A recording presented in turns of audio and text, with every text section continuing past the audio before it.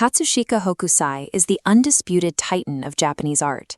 His woodblock prints are so ubiquitous that a single image of a crashing wave has become a global shorthand for Japanese aesthetics. When these prints reached Europe in the late 19th century, they introduced unconventional perspectives and flat color fields that painters like Vincent van Gogh adopted to break away from Western traditions. Yet for over a century after his death, a strange institutional void existed. Despite his global fame, Tokyo had no dedicated space to house the legacy of its most famous artistic resident. Hokusai was born in 1760 in Edo, modern-day Tokyo, and lived and worked in the city for 90 years. He was a product of the city's streets, yet for decades he remained a master without a home. Collections were established in Paris, London, and Boston, but the specific neighborhood that shaped his eye lacked a facility to display his work. Hokusai's 19th-century Edo was a floating world of wooden structures and waterways. Since then, the landscape solidified into the rigid concrete of a modern metropolis. This transformation is most visible in the Sumida ward, particularly the Ryogoku district. Hokusai spent nearly his entire life within these few square miles, moving frequently but rarely leaving the river's edge. This 1855 map shows the district as Hokusai knew it, a dense grid organized around the prominent blue curve of the Sumida River. The water networks, bridges, and local shrines depicted here were the primary subjects of his work. His art was a direct transcription of this specific spatial layout. The challenge for modern planners was how to build a physical structure that could bridge this vanished world with the bustling 21st-century neighborhood that replaced it.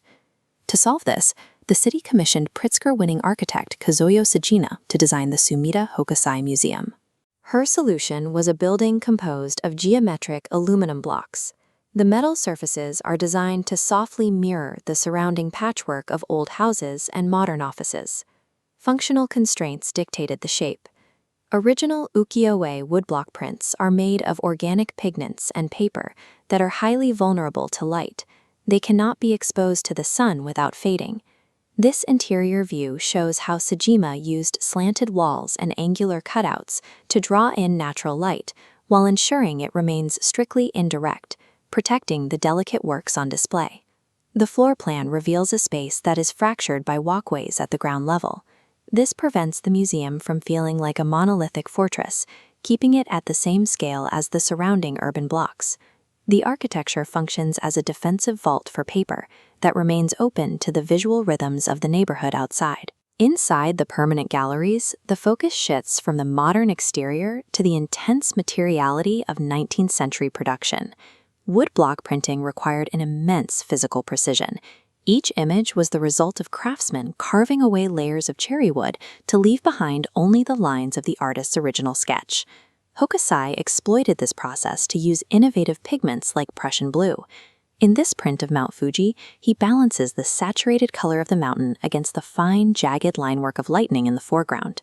The museum highlights this labor through an animatronic diorama of Hokusai and his daughter Oe at work in their studio.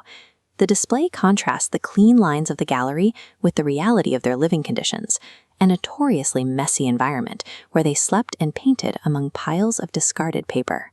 The interior design forces a focus on this tactile, repetitive labor, grounding the artist's genius in the daily reality of a working-class artisan. His mastery was the result of 70 years of physical repetition, a geographic and artistic grind that took place across the same few city blocks. Outside the museum walls, the Ryogoku district continues its modern pace.